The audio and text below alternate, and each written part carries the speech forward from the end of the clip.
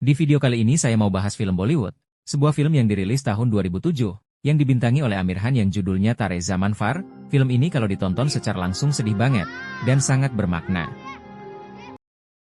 Film bercerita tentang seorang anak yang bernama Ishan. Dia ini adalah anak yang masih duduk di kelas 3 SD. Ishan ini adalah anak penderita disleksia atau anak yang kesulitan dalam belajar. Jadi di kondisinya yang sekarang Ishan masih belum bisa baca tulis dan menghitung. Dia lebih tertarik pada hal lain daripada mengikuti belajar mengajar di kelas. Di sekolahnya dia jadi anak yang tanda kutip paling bodoh karena selalu dapat nilai paling rendah di kelas.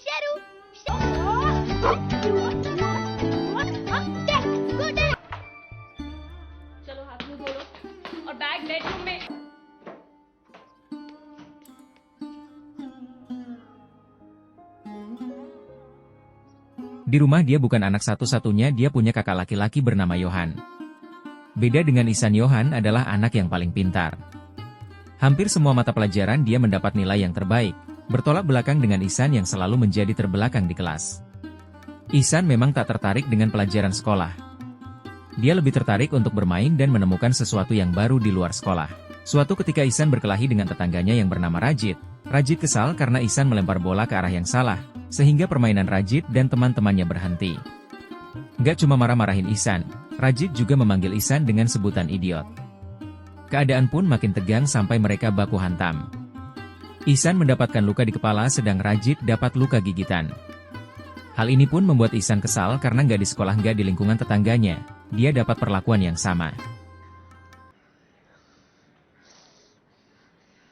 Ketika pulang ke rumah, ternyata ibunya si Rajit datang ke rumahnya, ngomelin orang tua Ishan dan minta tanggung jawab karena si Rajit luka-luka. Padahal situasinya pada saat itu Ishan juga mengalami luka yang sama. Bukan membela anaknya, si bapak malah langsung nampar Ishan, karena bukan sekali ini aja Ishan buat masalah. Bahkan si bapak mengancam kalau sekali lagi Ishan buat masalah, dia bakal dikirim ke sekolah asrama.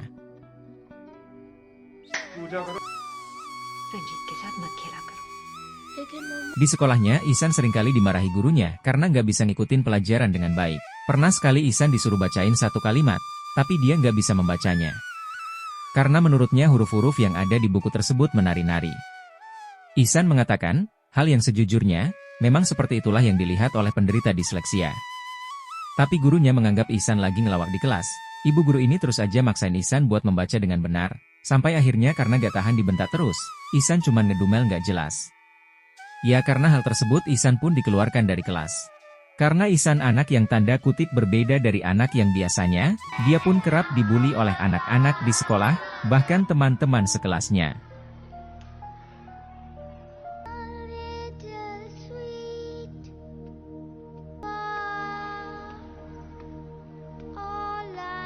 Setelah jam pertama, dia memilih bolos pada hari itu dan pergi berkeliaran di jalan, melihat sekitar, pergi kemanapun dia mau melihat apapun yang dia suka.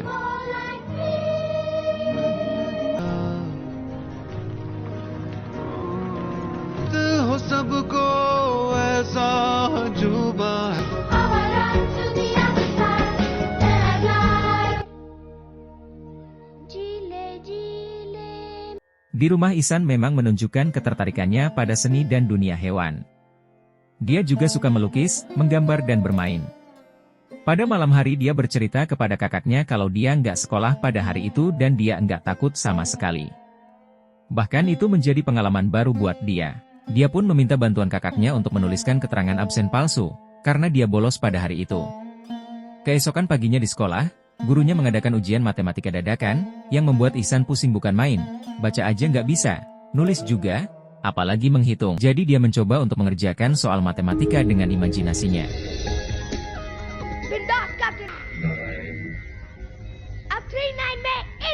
Ishan pun berhasil menjawab soal nomor 1, tapi imajinasinya untuk satu soal tadi ternyata ngabisin waktu yang lama banget. Sampai waktunya habis, dia cuma bisa jawab satu soal, udah gitu jawabannya salah lagi. Pada hari yang lain, ketika di rumah dia ketahuan bolos, karena bapaknya menemukan surat izin palsu yang Ishan gunakan ketika dia bolos, dia pun dapat amukan lagi dari si bapak.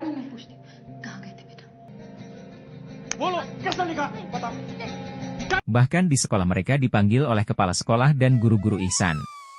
Para guru menjelaskan kepada si bapak dan si ibu, betapa bodohnya Ishan ketika belajar di kelas. Kepala sekolahnya pun menyarankan untuk memindahkan Ihsan ke sekolah yang lain, karena Ihsan saat ini udah 1 kali nggak naik kelas. Jadi nggak mungkin naik lagi untuk kedua kalinya. Akhirnya terpaksa si bapak berencana mindahin Ihsan ke sekolah asrama, walaupun Ihsan berusaha untuk menolak hal tersebut, dan berjanji akan belajar lebih giat lagi, tapi sia-sia saja, karena dia tetap akan dipindahkan ke sana. Mereka sekeluarga pun mengantarkan Ihsan ke sekolah, sekaligus tempat tinggalnya. Dengan berat hati si ibu pun menangisi anak bungsunya untuk hidup sendiri di sekolah asrama. Meskipun memulai hidup barunya di sana, karena belum bisa beradaptasi Ihsan gak henti-hentinya melamun dan menangis, seakan-akan gak percaya dia hidup jauh dari keluarganya. Apalagi dia menganggap bahwa nasib yang dia alami saat ini adalah bentuk hukuman dari orang tuanya karena kenakalan yang dibuatnya.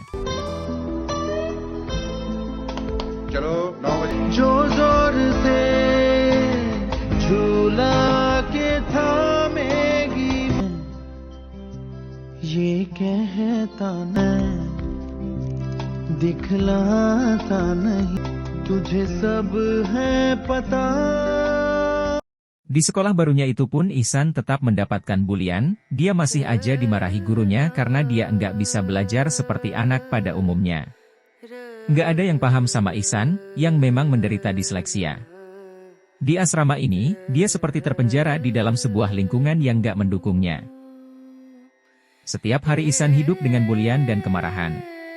Apalagi keadaan udah berbeda dengan yang dulu. Saat ini kehadiran ibu dan kakak laki-lakinya yang biasanya memberikan kasih sayang padanya udah nggak ada, hal itu pun membuat Ihsan stres dan merasa tertekan.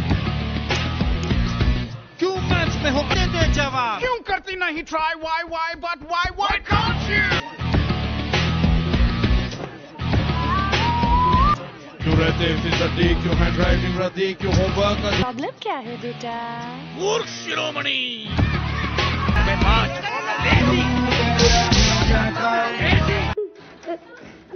Sehingga kunjungan orang tua setiap hari Sabtu dan Minggu pun gak mengobati kemarahan Ihsan pada nasibnya, yang kerap dipanggil bodoh dan idiot.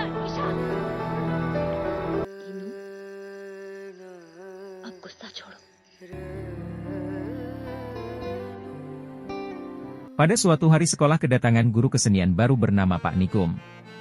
Kehadiran guru ganteng ini membawa aura yang berbeda untuk sekolah ini. Metode mengajarnya sangat asyik dan fantastik. Baru hari pertama aja dia langsung dekat dengan murid barunya. Tapi tetap aja Ihsan belum lepas dari stres yang dialami selama tinggal di asrama. Pada suatu hari Pak Niku melihat Ihsan di depan kelas, mengamati Ihsan yang selalu terlihat ketakutan dan tertekan. Dia pun menanyakannya pada teman sebangku Ihsan yaitu Rajaan. Rajan pun bercerita kalau Ihsan adalah anak baru yang ingin pulang ke rumah. Dia juga menceritakan kepada Pak Nikum, kalau Ihsan selalu dihukum karena gak bisa ngikutin pelajaran. Jadi Pak Nikum berinisiatif mencari buku tugas Ihsan. Dan akhirnya mengetahui bahwa Ihsan adalah anak yang memang punya kesulitan dalam belajar atau diseleksi.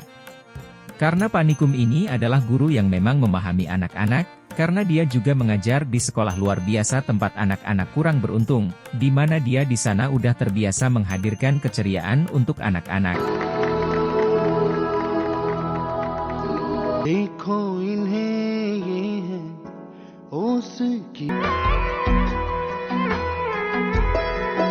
Untuk membantu Ihsan dalam keterpurukannya dan juga untuk lebih memahami Ihsan, Pak Nikum pergi ke rumah orang tua Ihsan dan bertanya semua hal tentang Ihsan dari sana. Si ibu menjelaskan kepada Pak Nikum bahwa Ihsan sangat mencintai dunia seni seperti melukis. Mengingat Ihsan yang selalu tertekan di sekolah, Pak Nikum pun menanyakan kepada orang tua Ihsan, kenapa Ihsan sampai dikirim ke sekolah asrama. Ayahnya hanya menyebutkan keluhan-keluhan yang dia rasakan selama menghadapi Ihsan. Dia anggap kalau Ihsan nakal lah, malas belajarlah, sering buat masalah dan lain-lain. Pak Nikum pun mencoba memberikan penjelasan bahwa Ihsan mengalami disleksia. Pak Nikum juga memperlihatkan pola kesalahan yang sama yang Ihsan lakukan ketika menulis sebuah kata atau kalimat. Pak Nikum menjelaskan bahwa Ihsan sebenarnya cuma butuh support dan butuh waktu. Namun si bapak malah gak terima dan tetap menganggap Ihsan adalah anak yang malas untuk belajar dan membandingkan Ihsan dengan kakaknya yang selalu juara kelas. Pak Nikum masih tahu kalau Ihsan lebih menonjol di bidang seni seperti melukis. Dan dia punya bakat yang luar biasa di sana. Tapi isi bapak menganggap Dengan kemampuan melukisnya, Ihsan gak akan bisa bersaing di dunia luar. Mengirim Ihsan ke sekolah asrama adalah solusi terbaik karena gak ada alternatif lain. Mendengar hal tersebut, Pak Nikum menjadi kesal karena si bapak hanya memandang dunia luar sebagai arena kompetisi. Ketika Pak Nikum pulang, si ibu pun menangis memikirkan kata-kata Pak Nikum yang mungkin ada benarnya juga. Keesokan paginya ketika di sekolah, Pak Nikum menceritakan sebuah kisah tentang yang gak bisa baca tulis tentang anak yang melihat huruf dan angka menari-nari seperti orang yang berdisko, bahkan ketika dia gak lulus, semua orang menertawakannya. Kemudian suatu hari anak itu mengguncang dunia dengan teori yang dia publikasikan. Siapakah dia? Tanya Pak Nikum kepada anak-anak. Ihsan pun memasang wajah tegang, takut kalau guru ini akan membuli kekurangannya lagi dan akhirnya menjadi bahan tertawaan teman sekelasnya. Namun ketika Pak Nikum menunjukkan foto Albert Einstein, Ihsan pun kaget. Ternyata yang lagi Pak Nikum diceritain adalah orang-orang jenius. Selain Albert Einstein, Pak Nikum juga menceritakan tentang Leonardo da Vinci, seorang desainer dan seniman terkenal di dunia.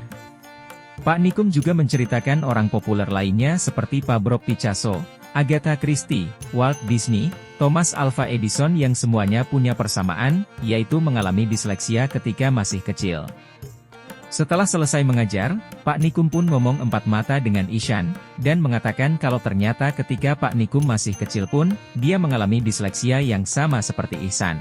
Pelajaran Pak Nikum hari ini membuat Ihsan kembali bergairah untuk menjalani hari-harinya di asrama. Hanya di pelajaran Pak Nikumlah Ihsan bisa mengekspresikan dirinya berkarya sesuai pikirannya dan mendapatkan apresiasi.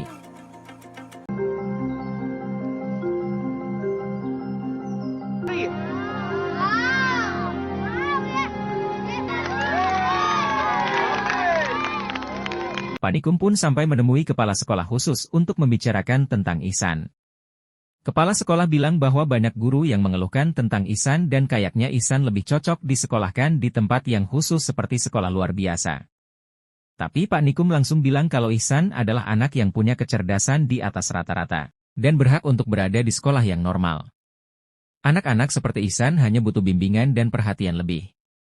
Kepala sekolah pun bilang gak mungkin para guru mau mengurus satu anak dari 40 anak dalam satu kelas.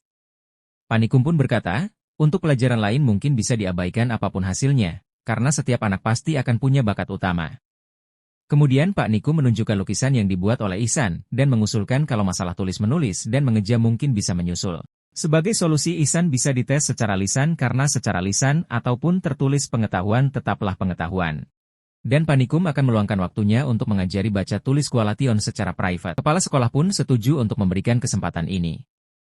Ihsan pun akhirnya dapat guru yang cocok yang mengerti cara mengajari anak diskresi seperti dirinya.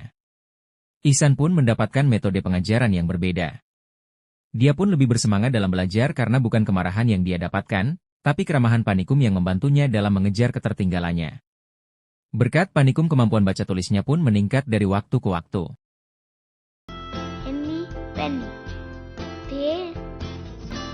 Simbad was dazzled by Suatu hari ketika lagi ngajar, Pak Nikum kedatangan bapaknya Ihsan yang kebetulan lewat karena ada bisnis. Maksud si bapak capek-capek nemuin Pak Nikum cuma mau bilang kalau dia dan istrinya udah baca semua artikel tentang disleksia di internet. Hal itu cuma nunjukin ke Pak Nikum kalau mereka juga perhatian sama Ihsan. Ternyata si bapak enggak menangkap maksud dari Pak Nikum waktu nyeramahin dia di rumahnya. Pak Nikum langsung ngasih balasan telak, bahwa kalau mau ngasih anak perhatian gak cukup dengan cara kayak gitu. Anak kayak Ihsan juga butuh support. Anak kayak Ihsan butuh figur orang tua yang selalu bilang sayang kepada anaknya apapun yang terjadi. Anak kayak Ihsan butuh figur seorang ayah yang siap melindunginya kalau terjadi apa-apa sama dia. Si bapak pun langsung sadar bahwa selama ini dia nggak pernah memberikan kasih sayang pada Ihsan selain kemarahan atau pukulan jika Ihsan nakal. Dia pun pergi meninggalkan ruangan Pak Nikum dengan perasaan malu. Apalagi ketika di luar dia melihat Ihsan yang lagi baca mading, si bapak gak bisa nahan air matanya.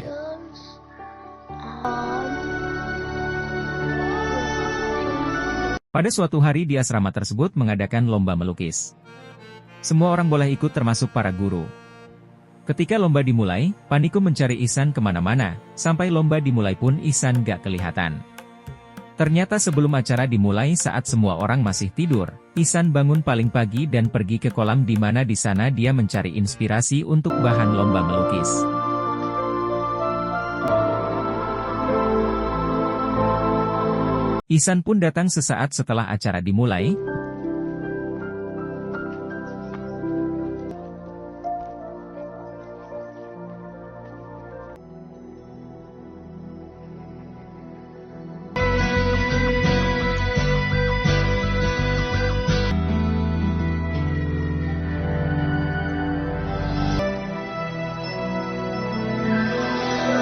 Dalam waktu singkat Ihsan memproyeksikan pemandangan yang dia ingat menjadi sebuah lukisan yang luar biasa mengagumkan. Pak Nikum yang melihat lukisan Ihsan pun kagum sama karyanya. Isyana pun juga nggak bisa menahan harunya ketika dia ngelihat hasil lukisan Pak Nikum yang ternyata modelnya adalah dirinya sendiri.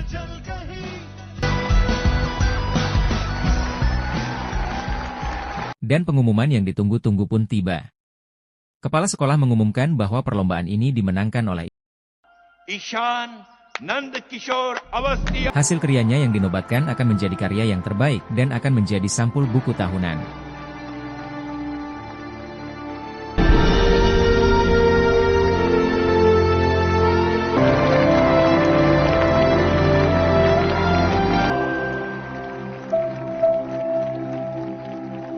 Ketika orang tua Ihsan datang saat bagi rapot, kepala sekolahnya sendiri yang langsung memberikan buku tahunan tersebut, dan mengabarkan jika Ihsan adalah anak yang spesial dan sekolah itu beruntung memiliki anak murid seperti dia. Orang tua ini juga senang bukan main ketika para guru memberikan laporan kemajuan Ihsan di beberapa mata pelajaran, khususnya di bidang kesenian. Melihat Ihsan yang kembali bersemangat, ayahnya pun tiada hentinya nangis, dan berterima kasih kepada Pak Nikum karena udah membimbing Ihsan sampai punya kemajuan besar. Ihsan yang punya gaya rambut kayak Pak Nikum pun berpisah. Dan akan bertemu lagi setelah libur. Dan sampai jumpa.